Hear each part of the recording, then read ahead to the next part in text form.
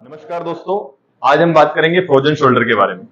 Frozen shoulder एक आम problem है जो कि 40 साल के बाद किसी को भी हो सकती है। मेल फीमेल में ये कॉमन है। अ, अक्सर देखा गया है इसके जो फैक्टर है, इसके होने के जो कारण है, वो सबसे मेन कारण होता है शुगर, डायबिटीज। डायबिटीज अगर किसी पेशेंट को है तो उसको फ्रोजन शोल्डर होने के चांसेस ज्यादा होते हैं। ये एक कारण हो गया। वैसे इसके और अनेकों कारण है। पोस्चर दूसरा इसका रीजन होता है। पोस्चर, अगर आपका पोस्चर गलत है, आप ऐसे बैठने की अगर आपकी आदत है, तो भी फ्रोजन शोल्डर आपको डेवलप हो सकता है। तीसरा कारण होता है कोई भी इंजुरी। अगर कहीं पे आप गिर गए, झटका लग गया, ये जो कैप्सूल होता है, रोटेटर कप होता है, उस पर अगर कहीं पे भी स्ट्रेन आ गया तो उसके कारण भी फ्रोजन शोल्डर हो सकता है। साथ ही साथ एज फैक्टर, जैसे मैं बताया, 40 साल के बाद ये होने के चांसेस ज्यादा होते हैं। कोई कार्डियक सर्जरी हुई है पैरालिसिस वाले पेशेंट्स को, या फिर कोई फ्रैक्चर हो गया, उसके कारण अगर हाथ बहुत दिनों तक इमोबिलाइज रहा, तो भी फ्रोजन शोल्डर होने के चांसेस बनते हैं। तो अगर आपके कंधे में दर्द है, तो सबसे पहले तो हम पता कर लें कि फ्रोजन शोल्डर है या नॉर्मल मसल्स का पेन है। तो उसके लिए हम नॉर्मल एक पैसिव टेस्ट लगाते हैं। जैसे कि पेशेंट से हम बोलते हैं हाथ ऊपर उठाने का, तो हाथ ऊपर अगर नहीं उठ पा रहा है और उसमें दर्द है, या दूसरा सबसे इंपॉर्टेंट मूवमेंट कराते हैं पीछे की तरफ लेके जाने का।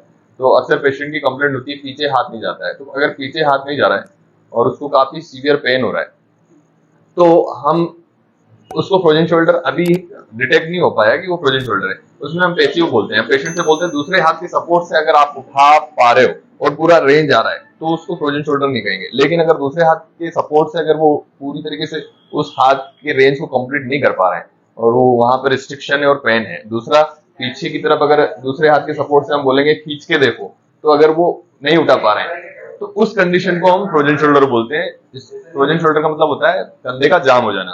तो अगर कंधा जाम हो गया तो उसके कारण पेशेंट को तकलीफ होगी। उसके साइन एंड सिम्टम ऐसे होंगे कि रात को सोने में तकलीफ होगी, तो रात को उस करवट पे सो नहीं पाएगा पेशेंट। फीमेल्स के लिए अंडरगारमेंट पहनने में तकलीफ होगी, चोटी बनाने में दिक्कत होगी। मेल्स के लिए पर्स रखना, पर्स निकालना, बनियान उतारना, टी शर्ट पहनना, ये जितने भी एक्टिविटीज होती है जिसमें ओवरहेड अब्डक्शन का यूज होता है, वो एक्टिविटीज में पेन होने लगता है। और ये पेन डल एकिंग पेन होता है। ये रात में ज्यादा होता है, दिन में थोड़ा कम होता है, या किसी पर्टिकुलर मूवमेंट्स में ये दर्द बढ़ता है।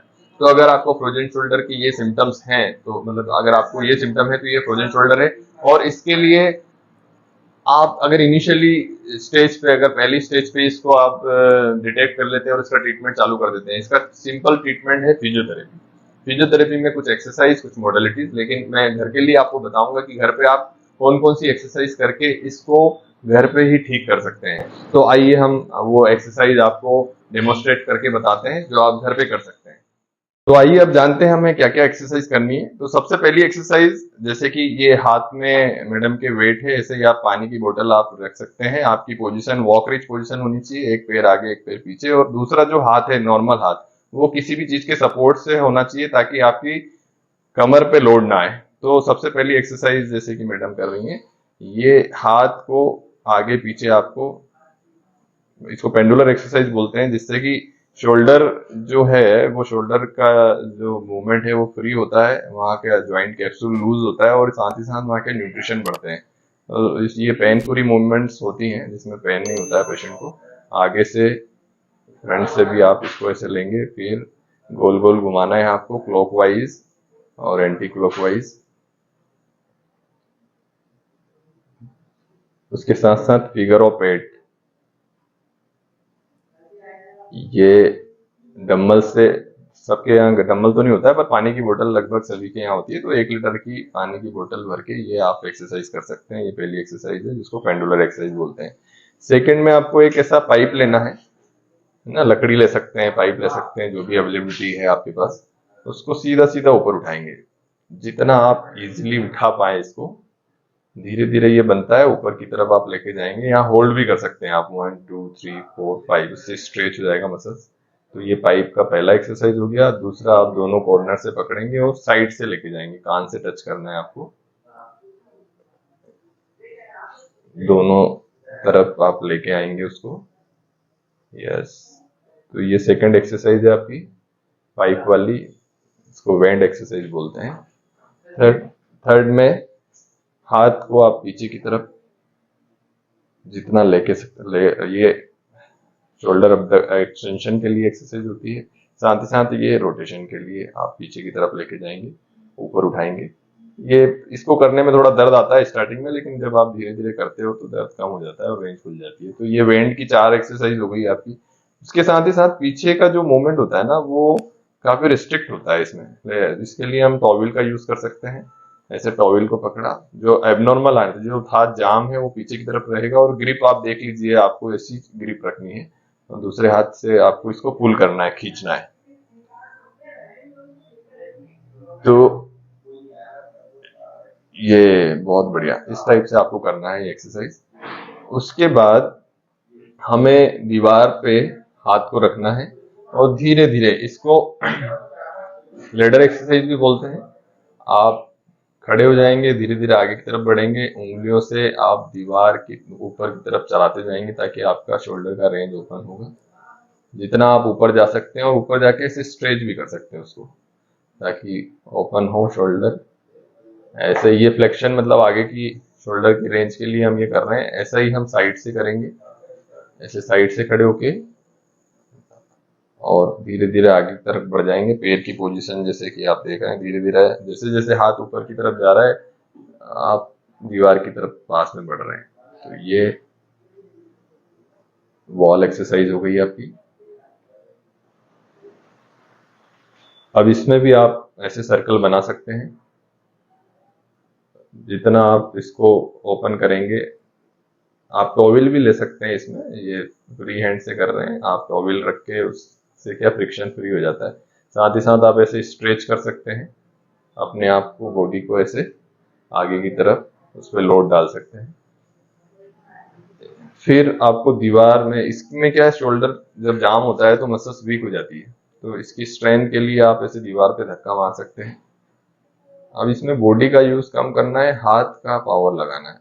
ये जैसे कि मैम कर रही है, इसको आइसोमेट्रिक कॉन्ट्रैक्शन बोलते हैं।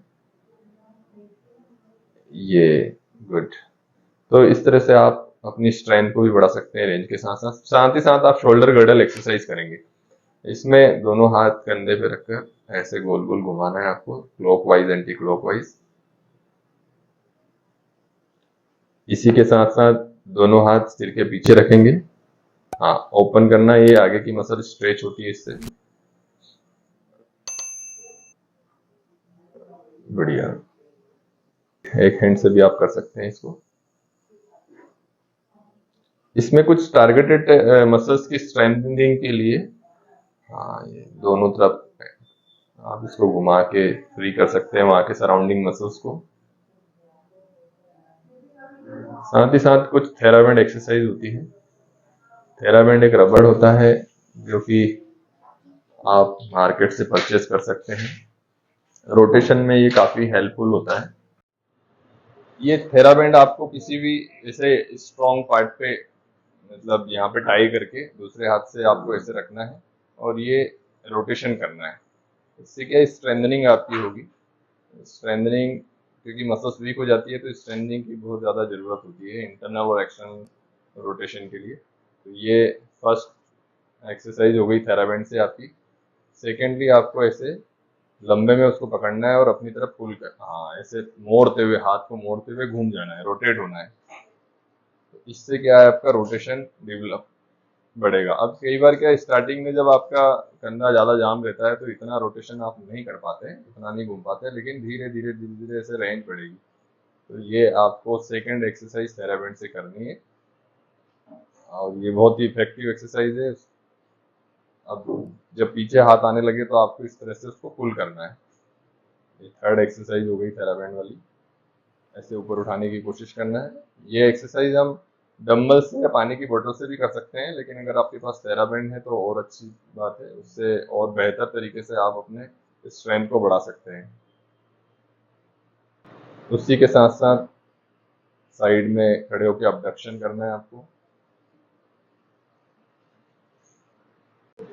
तो अभी जो एक्सरसाइज हमने आपको बताई है, ये बेसिकली फ्रोजन शोल्डर के लिए ये एक्सरसाइज होती है। और अगर आप ये एक्सरसाइज घर पे करते हैं तो डेफिनेटली इनिशियल स्टेज में अगर आपने ये एक्सरसाइज कर ली और थोड़ा गर्म पानी की सिकाई करना है आपको, जो कि पानी की बोतल से या तौलिया गर्म करके पानी में उसको डीप करके, गर्म पानी में डीप करके उसको रख लें आप, तो उससे थोड़ा सा फ्रीनेस आ जाएगी, वहां का सर्कुलेशन बढ़ जाएगा। उसके बाद ये एक्सरसाइज करें आप, डेफिनेटली आपका जो कंधे का प्रॉब्लम है, जो कंधा जाम हो रहा है, जो दर्द हो रहा है, वो आपका घर पे भी ठीक हो सकता है।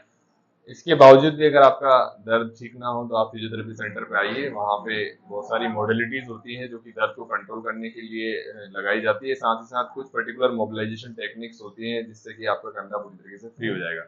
पूरा वीडियो देखने के लिए थैंक यू।